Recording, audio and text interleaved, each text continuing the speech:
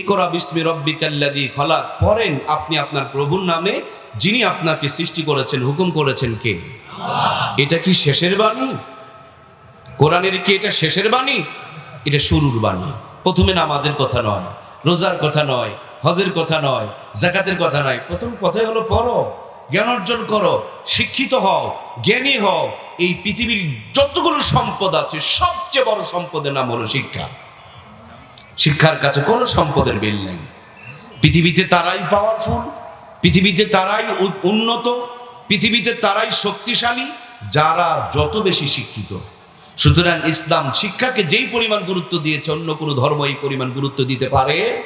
তাহলে আমাদের জীবনটার শুরুই হবে জ্ঞান অর্জন করার মধ্য দিয়ে, শিক্ষা অর্জন করার মধ্য দিয়ে। আর সেই শিক্ষাটা হবে, জোরে বলুন কি?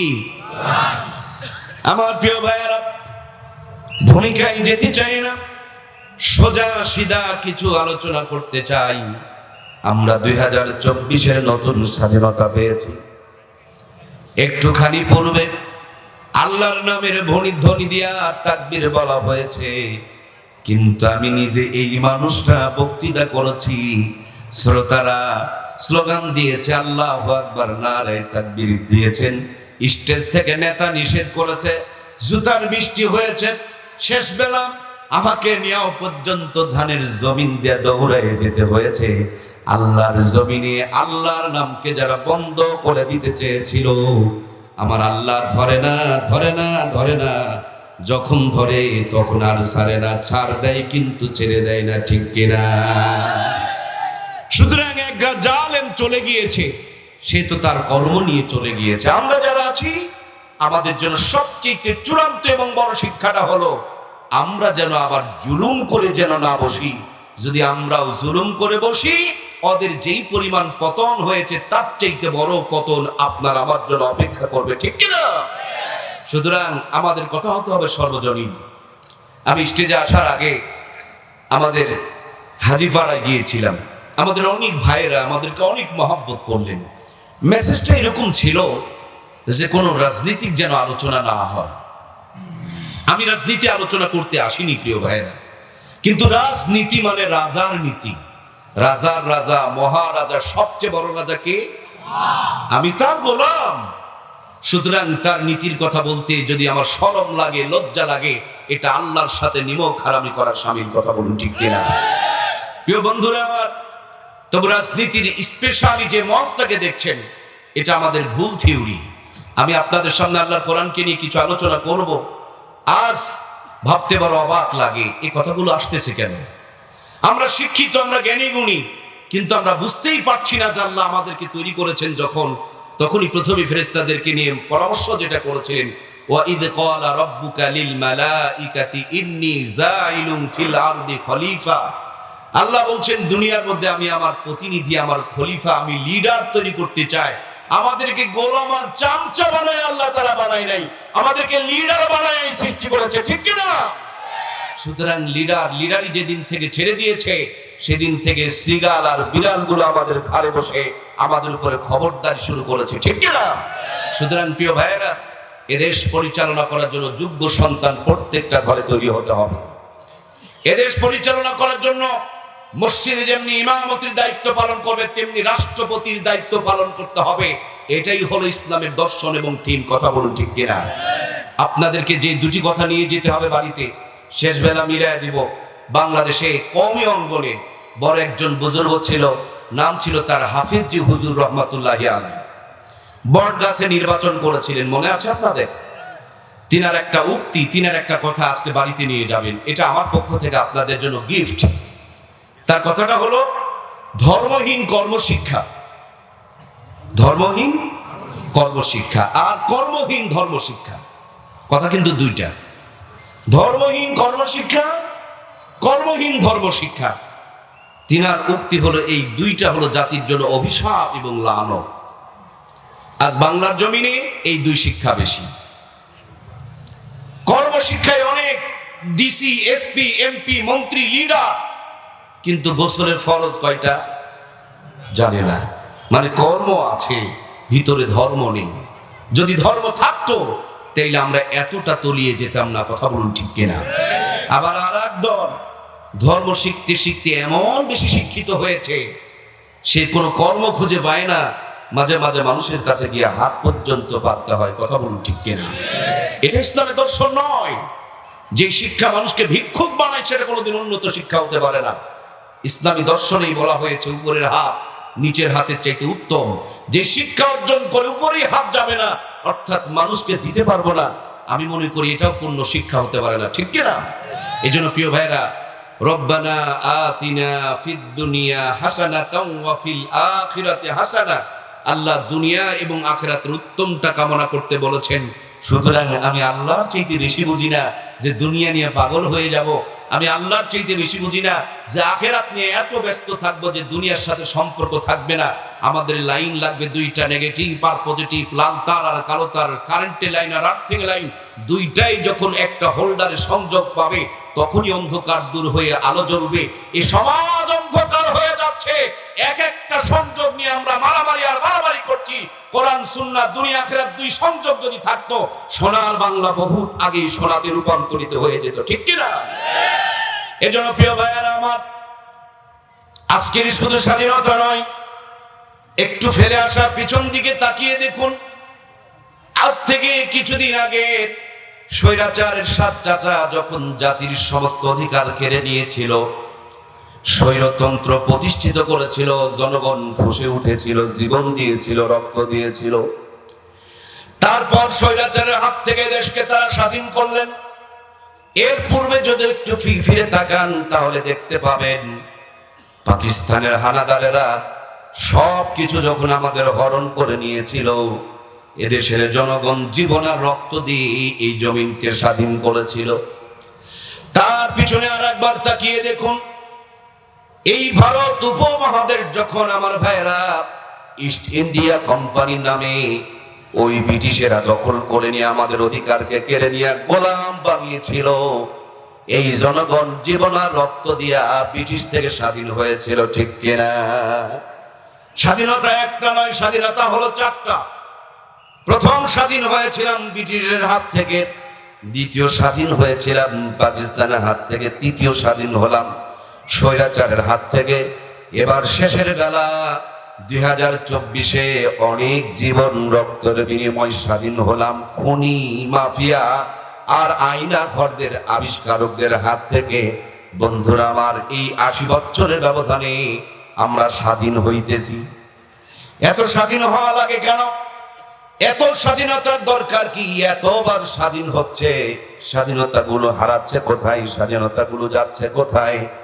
এর গোড়াই খবর নিয়ে দেখুন, যেই কোরআন সুন্নাহ বুকে নিয়া, নবীর আদর্শ নিয়া নারায়ে তাকবীর আল্লাহু আকবারের ধ্বনি দিয়া জীবন আর রক্তের বিনিময় এ জমিনকে স্বাধীন করা হয়। স্বাধীনতার পর গুরুত্বপূর্ণ চেয়ারগুলোতে কোরআন সুন্নাহর আলোয় আলোকিত মানুষগুলোকে যখন বসানো হয় না, এক স্বৈরাচার চলে যায়, আর এক স্বৈরাচার যখন ওই চেয়ারটা দখল করে নেয়, যেই অন্ধকার থেকে এই জাতি জীবন আর রক্ত দিয়ে উঠে আসে, আবার তাদেরকে সেই অন্ধকারে পৌঁছায়া দেয় তারা। ঠিক কিনা? এই জন্য 24-এর মহান স্বাধীনতাকে যদি ধরে রাখতে হয়, ছাত্র জনতার রক্তের সাথে যদি বেঈমানি না করতে হয়, তাহলে আমার প্রিয় ভাইয়েরা, কোরআন সুন্নাহর আলো যাদের কলিজায় আছে, রাষ্ট্রপতি থেকে নিয়ে মেম্বার চেয়ার পর্যন্ত প্রত্যেকটা জায়গায় নবীর আদর্শের মানুষগুলোকে বসানোর দরকার আছে না নাই? প্রিয় ভাইয়েরা আমার, আর নবীর আদর্শের মানুষ তৈরি হবে এই কোরআনের জ্ঞান দিয়া। আগামীকাল আমার সেই টাঙ্গাইল মাহফিল, আমাকে রওনা করতে হবে। টাঙ্গাইল যেতে হলে নিম্নে হলেও সামনে 2 থেকে 250 পরিমাণ রাস্তার মোড় পড়বে। আমি যদি ভুল করে আপনাদের এখান থেকে যেতে গিয়া বীরগঞ্জ আছে, সেখান থেকে যে পীরগঞ্জের রাস্তা আছে, সামনেটা গেলে 10 মাইলে যাব, মনে করেন ডান দিকে ঢুকে পড়েছি, তাইলে কি আমার ভাইরা আগামীকালে টাঙ্গাইল পৌঁছবো? অল্প কিছুক্ষণ পর আবার সামনে গিয়ে আপনাদের ওই যে ব্রিজ আছে, কি যেন শহরের ভিতরে বাম দিক ডান দিকে যদি ঢুকে পড়ি, দেখবেন রাস্তা ভুল করব। প্রত্যেকটা জায়গায় আমার রাস্তা চিনতে হবে। রাস্তা যদি চিনতে না পারি, বিজ্ঞানের আবিষ্কার ছোট্ট একটা ফোন বের হয়েছে, তার নাম হলো অ্যান্ড্রয়েড মোবাইল ফোন। এখানে ডাটা অন করে নিবেন, লোকেশন নামক একটা সফটওয়্যার আছে, এই সফটওয়্যারটার মধ্যে একটা চাপ দিবেন, লিখবেন দিনাজপুর থেকে আপনার টাঙ্গাইল, এই আস্তে করে চাপ দিয়ে দিবেন, মুহূর্তের মধ্যে আপনাকে দেখায় দিবে 350 কিলোমিটার দূরে অথবা 200 কিলোমিটার দূরে। সময় লাগবে 3 ঘন্টা অথবা 4 ঘন্টা। কত কিলোমিটার এসেছেন, কত কিলোমিটার বাকি আছে, গাড়ি কত স্পিডে চলতেছে, সবগুলো দেখায় দিবে। আমাদের সকলের বাড়ি জান্নাতে, যেহেতু আমরা বড় আব্বা হযরত আদমের সন্তান, ওয়ারিশ সূত্রে আমরা জান্নাতের নাগরিক। দুনিয়ায় কিছু আখিরাতের পুঁজি হাসিল করার জন্য, আখিরাতের কিছু সঞ্চয় করার জন্য এসেছি, আবার আমাদেরকে জান্নাতে যেতে হবে। শয়তান ধোঁকা নিয়ে রাস্তার মোড়ে মোড়ে, ব্যবসা বাণিজ্য, চাকরি, ক্ষেত খামারের মাঝখানে ঢুকে ঢুকে আপনাকে আমাকে জাহান্নামে টেনে নিয়ে যেতে চাই, জাহান্নামের পথ দেখাতে চাই, জাহান্নামের দিকে ডাইভার্ট করতে চাই। আল্লাহর বান্দা আর বান্দিগুলো জান্নাতের পথ যেন না হারায়, এই জন্য ইহদিনাস সিরাতাল মুস্তাকিম নামক এই কোরআনুল কারীম খানা, এই সফটওয়্যার খানা, এই ম্যাগনেট খানা, এই চুম্বক খানা, এই পরশ পাথর খানা আমার আল্লাহ তাআলা দান করে দিয়েছেন। আল্লাহর কোন বান্দা, আল্লাহর কোন বান্দি যদি এই কোরআনুল কারীমটা মেমোরিতে সেটআপ দিতে পারে, এই কোরআনুল কারীমটা যদি হৃদয়ের মধ্যে ডাউনলোড নিতে পারে, আল্লাহর বান্দা ডাক্তারি করবে, মাস্টারি করবে, এমপিগিরি করবে, মন্ত্রীগিরি করবে, পথ হারাবে না, জাহান্নামে যাবে না। যেই জান্নাতের পথের পথিক, যেই জান্নাতের নাগরিক, দিন শেষে 60-70 বছর পরে আল্লাহর বান্দা কোরআন বুকের মধ্যে ধারণ করে আবার সেই জান্নাতে পৌঁছে যাবে। এই জন্য প্রিয় ভাইয়েরা আমার, আল্লাহর প্রথম কথাই হলো পড়ো, জ্ঞান অর্জন করো। আর সেই পড়াটা যদি আল্লাহর পক্ষ থেকে মনোনীত পড়া হয়, সন্তানদের আওয়াজ এখন মুখে মুখে চলছে, মা গো আমি পড়ব না আর, হাটিমা টিম টিম মাদ্রাসাতে শিখবো আমি, আলিফ লাম আর মিম, আলিফ লাম মিম দিয়ে জীবন শুরু হবে, ডাক্তার, মাস্টার, ইঞ্জিনিয়ার হবে, কিন্তু কোনোদিন পথ হারাবে। যেই মাটির উপরে বসে আছেন, এই মাটি রাস্তায় দিলে ধুলা হয়ে যাবে, এই মাটিগুলো পানির মধ্যে দিলে কাদা হয়ে যাবে, কিন্তু এই মাটিকে সুন্দর করে খামিরা বানায়া, ইটের একটা ফার্মায় ঢুকায়া, রোদের মধ্যে কয়েকদিন শুকায়া, ইটের ভাটায় দিয়া যখন লিমিটেড টেম্পারেচার মেনটেন করে তাপ দিবেন, আগে ছিল মাটি, ইটের ভাটার থেকে বের করার পর হয়ে গেছে খাঁটি। আগের কোনো দাম ছিল না, এখন ইটের ভাটার থেকে বের করার পর দাম হয়ে গিয়েছে 10 থেকে 12 টাকা। আগে ইটটা পানিতে ফেলে দিলে গলে যায়, এবার ইটের ভাটার থেকে বের করার পর পানিতে ফেলে দিলে গলে যায় না, আরো শক্ত হয়। ও আল্লাহর বান্দা বান্দিরা, যাদের আল্লাহ জবান দিয়েছেন, আল্লাহর দেওয়া জবানটা আল্লাহর দিক জন্য একটু ব্যবহার করুন, গলে যায় না, শক্ত হয়। একই মাটি ভাটায় দেওয়ার আগে পানিতে ফেলে দিলে গলে যায়, সেই মাটি আবার ভাটার থেকে বের করার পর পানিতে দিলে আরো শক্ত হয়। বাংলার জমিনে অনেক মানুষ আছে যারা বলে হুজুরদের চামড়া তুলে নিব আমরা, আবার এমন অনেক মানুষ আছে কোরআনের পাখিটারে যেই দিন ফাঁসির রায় দেওয়া হয়েছিল, নিজের জীবনের মায়া ভুলে আল্লাহর ওলির জন্য তারা জীবন দিয়ে দিয়েছিল, ঠিক কিনা? প্রিয় ভাইয়েরা আমার, এজন্য আমার আজকের আলোচনার মূল কথা, মূল মেসেজ, প্রিয় ভাইয়েরা আমার, আজকের প্রধান দায়িত্বে যিনি আছেন ডক্টর মোহাম্মদ ইউনূস, তিনার 86 বছর বয়স। হাইরে বেচারি কত চেষ্টা করছে দেশের মানুষের শান্তির জন্য। বঙ্গবন্ধু তিনিও চেষ্টা করে গিয়েছেন দেশের মানুষের শান্তির জন্য। জিয়াউর রহমান তিনিও চেষ্টা করে গিয়েছেন দেশের মানুষের শান্তির জন্য। আমার উত্তরবঙ্গের এরশাদ চাচা তিনিও চেষ্টা করে গিয়েছেন দেশের মানুষের শান্তির জন্য। আজকে বৃদ্ধ বয়সে খালেদা জিয়া তিনিও চেষ্টা করছেন দেশের শান্তির জন্য। দিল্লি মামু বাড়িতে গিয়ে যিনি দাওয়াত খাচ্ছেন আমাদের আপাজান, তাকেও যদি বলেন এত লাফালাফি করেন, ঠুস ঠুস করে ঢুকে পড়ার জন্য চিন্তা ভাবনা করছেন কেন, তিনি বলবেন বাংলার মানুষের শান্তির জন্য। আমি কাউকে ছোট করছি না, সবগুলোকে বড় করে দিলাম। বড়র বড়, তার চাইতে বড় আল্লাহর পরে যিনি বড়, সেই মহামানব দুনিয়াতে আসার পর একদিন দুই দিন নয়, 40 বছর মেহনত করেছেন, প্ল্যান করেছেন, পরিকল্পনা করেছেন, থিসিস করেছেন, একের পর এক পদক্ষেপ নিয়েছেন, হিলফুল ফুজুল সংগঠন তৈরি করে 13 বছর পর্যন্ত নেতৃত্ব দিয়েছেন। নবীর মতন একজন দামি মানুষ 40 বছর মেহনত করে যখন কোনো রেজাল্ট হয় নাই, জাবালে নূরে হীরা গুহার ভিতরে বসে নবীজি আমার বসে বসে ধ্যান করছেন, রিসার্চ করছেন, ফিকির করছেন, আমার নবী মুহাম্মাদুর রাসূলুল্লাহ, সকলে মহাব্বতে বলুন না সাল্লাল্লাহু আলাইহি ওয়াসাল্লাম। আর নবীর কাছে আমার আল্লাহ তাআলা দান করলেন কিতাবুল্লাহ, মুহাম্মাদুর রাসূলুল্লাহর কিতাবুল্লাহ। মক্কার জমিনে কালো পাথরের পাহাড়ে যখন লেগে গিয়েছে, নেগেটিভ আর পজিটিভ কারেন্টে লাইন আর আর্থিং লাইন হোল্ডারে লেগে গেলে যেমন আলো জ্বলতে শুরু হয়ে যায়, 40 বছর আলো জ্বালাইতে পারে নাই, যেমনি মুহাম্মাদুর রাসূলুল্লাহর সঙ্গে কিতাবুল্লাহর সংযোগ হয়েছে, মক্কার জমিনের কালো ওই পাথরের পাহাড়টা আলোর পাহাড় জাবালে নূর হয়ে গেছে। এই কোরআনুল কারীম এমন একটা ম্যাগনেট, এমন একটা চুম্বক, এমন একটা পরশ পাথর, আল্লাহ তাআলার পক্ষ থেকে বান্দার দেওয়া বড় একটা নিয়ামত। এই কোরআনুল কারীম মানুষ আজিমিয়েছিল, তার সম্মান বেড়ে গিয়েছে, ফেরেশতা নিয়ে এসেছেন, ফেরেশতার সর্দার হয়ে গিয়েছে। এই কোরআনুল কারীম আমার প্রাণপ্রিয় ভাইয়েরা, যেই পাহাড়ে নাজিল হয়েছে সেই পাহাড়ের মর্যাদা বেড়ে গিয়েছে। এই কোরআনুল কারীম যেই মাসে নাজিল হয়েছে ওই মাসটারও দাম বেড়ে গিয়েছে। এই কোরআনুল কারীম যেই রাতে নাজিল হয়েছে লাইলাতুল কদরি খায়রুম মিন আলফি শাহর, এক রাতের মর্যাদা আমার আল্লাহ তাআলা 1000 মাসের চেয়ে উত্তম বানিয়ে দিয়েছে। এই কোরআনুল কারীম আজও যারা বুকের মধ্যে ধারণ করেছে, আপনি বোঝেন আর না বোঝেন, আল্লাহ তাদেরকেই দুনিয়াতে সবচেয়ে সুখে রেখেছে। সুবহানাল্লাহ বলেন। এই জন্য প্রিয় ভাইয়েরা আমার, আমি ডাক্তার, মাস্টার, ইঞ্জিনিয়ারের বিরুদ্ধে নয়, আমি স্কুল, কলেজ, বিশ্ববিদ্যালয়, ভার্সিটির বিপক্ষে নয়, কিন্তু আমি কোরআনের পক্ষে। আগে ইমানদার হবে, তারপরে ডাক্তার, মাস্টার, ইঞ্জিনিয়ার হবে। আগে কোরআন পড়বে, তারপরে স্কুল, কলেজ, বিশ্ববিদ্যালয়, ভার্সিটিতে পড়বে। আগে ইট হবে, তারপরে যেমন বিল্ডিং আর ব্রিজ হবে। সেম কায়দায় মুসলমানের সন্তান মুসলমানের ঘরে জন্ম নিলে যদি মুসলমান হয়, নূহ আলাইহিস সালামের ঘরে জন্ম নিয়েছিল কেনান, মনে আছে না নাই?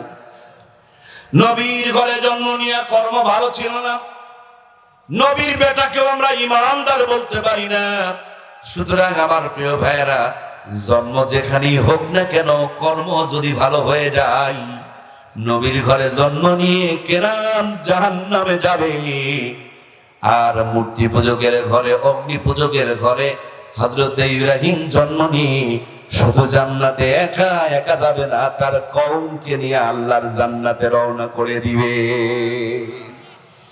গরুর পেটে জন্ম নিলে গরু হয়, ছাগলের পেটে জন্ম নিলে ছাগল হয়, কিন্তু মানুষের পেটে জন্ম নিলে মানুষ নয়।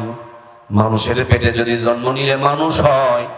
গত কয়েকদিন আগে, সম্ভবত গত পরশুদিন, স্কুলের ভাইগুলো আমার সাইফুল নামক একজন আইনজীবীকে দিবালোকে কিভাবে নির্মম ভাবে তারা মেরে ফেলে দিল। আর এই কামটা যদি কোন স্কুলের ভাইকে করা হতো, এরা কাপড় খুলে ন্যাংটা হয়ে গোটা দুনিয়াতে লাফালাফি করতো, ঠিক কিনা? কি আজব কারবার! আজ মানুষ মানুষের পেটে জন্ম নিয়ে পশুকেও হার বানিয়ে ফেলেছে। অল্প কিছুদিন আগে টাঙ্গাইলে শাশুড়িকে জামাই বিয়ে করলো। আমাদের জয়পুরহাটে আমার ভাইয়েরা, এক ভাই তার বোনকে বিয়ে করলো। এখনো মাঝে মাঝে এমনও তথ্য পাওয়া যায়, নিউজ পাওয়া যায়, বাবার হাতে বিয়ে ধর্ষিতা হয়। সুতরাং মানুষের পেটে জন্ম নিলে মানুষ হয় না। যদি মানুষের পেটে জন্ম নিলে মানুষ হয়, তাহলে যিনি জামাই হয়ে শাশুড়িকে বিয়ে করলেন তাকে কি মানুষ বলবেন? যিনি ভাই হয়ে বোনকে বিয়ে করেছিলেন তাকে কি মানুষ বলবেন? যিনি বাবা হয়ে মেয়েকে ধর্ষণ করেছিলেন তাকে কি মানুষ বলবেন? অথচ তার 2টা হাত আছে, 2টা পা আছে, 2টা চোখ আছে, 2টা নাক আছে, কান আছে, মাথা আছে, সব আছে, কিন্তু মানুষত্ব নাই। তার জন্য তাকে যেমন মানুষ বলা যায় না, ওই মানুষের মতন মানুষ বানাতে হলে, আল্লাহওয়ালা ইমানদার মানুষ বানাতে হলে, এই প্রত্যেকটা মানুষকে ছোট্টবেলাতে কোরআনের ফারবায় ঢুকায়া কোরআনটা সিনার মধ্যে দিয়া পরিপূর্ণ ঈমানওয়ালা আল্লাহওয়ালা মানুষ বানাতে হয়, ঠিক কিনা? প্রিয় ভাইয়েরা আমার, আল্লাহ তাবারক তাআলা এই পৃথিবীতে যত নবী রাসূল পয়গম্বর পাঠিয়েছেন, নবীরা যখন বিদায় নিয়ে গিয়েছেন তাদের মুজিজাও বিদায় নিয়ে চলে গিয়েছে। যেমনটি ভাবে হযরত ঈসা রূহুল্লাহ অনেক বড় একজন জলিল কদর পয়গম্বর ছিলেন। মায়ের পেটে জন্ম নিয়েছেন, বাবা নাই, আল্লাহর কত বড় মুজিজা। ছোট্টবেলাতে তার মার কোলে তিনি বসা, এমন মুহূর্তে মানুষেরা বললে, মরিয়ম সন্তান পেলে কোথা থেকে? তোমার তো এখনো পর্যন্ত বিয়ে হয় নাই। মায়ের কোলে যিনি কথা বলেছিলেন তিনি ছিলেন আল্লাহর পয়গম্বর ঈসা রূহুল্লাহ। তিনি বিদায় নিয়ে চলে গেছে, এখন কি আর কেউ মায়ের কোলে কথা বলতে পারে? প্রিয় ভাইয়েরা, তিনি যদি অন্ধ লোকের চোখে হাত বুলায় দিতেন, অন্ধ চক্ষুষ্মান হয়ে যেত। মৃত মানুষের কবরের কিনারে দাঁড়ায়া যখন বলতেন কুম্বি ইজনিল্লাহ, ওরে আল্লাহর গোলাম, আল্লাহর হুকুমে কবর থেকে উঠে দাঁড়ায়া যাও, 1000 বছর পূর্বেকার মৃত মানুষটা কবর থেকে উঠে জিন্দা হয়ে দাঁড়িয়ে যেত। সুবহানাল্লাহ। হযরত ঈসা রূহুল্লাহ বিদায় নিয়ে চলে গিয়েছেন, তার মুজিজা তার সাথে বিদায় নিয়ে চলে গেছে। আপনি আমি কবরের কিনারে দাঁড়ায়া আঙ্গুলের ইশারা করে যদি বলি কুম্বি ইজনিল্লাহ, মরে যাব, শহীদ হয়ে যাব, কিন্তু কবর থেকে মানুষটা জিন্দা হয়ে দাঁড়াবে না। কারণ এটা ঈসা রূহুল্লাহর মুজিজা। তিনি বিদায় নিয়েছেন, তার মুজিজা তার সাথে চলে গিয়েছে। হযরতে আমার ভাইয়েরা, জলিল কদর একজন পয়গম্বর মুসা কালিমুল্লাহ, আল্লাহ অনেকগুলো মুজিজা দিয়েছিলেন। একটা মুজিজা ছিল তার হাতের লাঠি, জমিনে ছেড়ে দিলে বিশাল বড় সাপ হয়ে যেত, দরিয়াতে আঘাত করলে 12টা রাস্তা পয়দা হয়ে যেত। আপনি আমি আপনার আমার হাতের লাঠি দিয়া যদি পানির মধ্যে আঘাত করি, রাস্তা তো হয় না, বরঞ্চ ওই লাঠি সহ আমরা দরিয়ার মধ্যে ডুবে চলে যাই। তার মানে ঈসা রূহুল্লাহ, মুসা কালিমুল্লাহ, তারা যখন বিদায় নিয়ে চলে গিয়েছেন, তাদের মুজিজাগুলো তাদের সাথে বিদায় নিয়ে চলে গিয়েছে। আমার আপনার নবীকে আল্লাহ তাআলা একটা দুইটা মুজিজা নয়, 4500 মুজিজা দান করেছেন। সবচেয়ে বড় মুজিজা, টাটকা মুজিজা, জিন্দা মুজিজার নাম হলো এই কোরআন। নবী আমার চলে গিয়েছে, কিন্তু নবীজির মুজিজার কোরআনুল কারীম আছে না নাই? আজ যদি যে সেই ঈমান, সে আমল আর সে ইখলাস নিয়া এই কোরআনুল কারীম তেলাওয়াত করে পানিতে ফুৎকার দেন, পানির মধ্যে আগুন ধরে যাবে। এই কোরআন তেলাওয়াত করে জায়নামাজ বাতাসে বিছিয়ে দিলে বাতাসের উপরেই জায়নামাজ ভেসে থাকবে। এই কোরআনুল কারীম তেলাওয়াত করে সেই ঈমান ইখলাস নিয়া যদি পানির উপরে বিছিয়ে দেন, পানি তো জায়নামাজ নৌকা বনে যাবে। যেমনটি ভাবে হযরত শাহজালালের জন্য বনে গিয়েছিল। কথা বলুন, ঠিক কিনা? নবী চলে গিয়েছেন, কিন্তু তার মুজিজা আজ পর্যন্ত রয়ে গিয়েছে।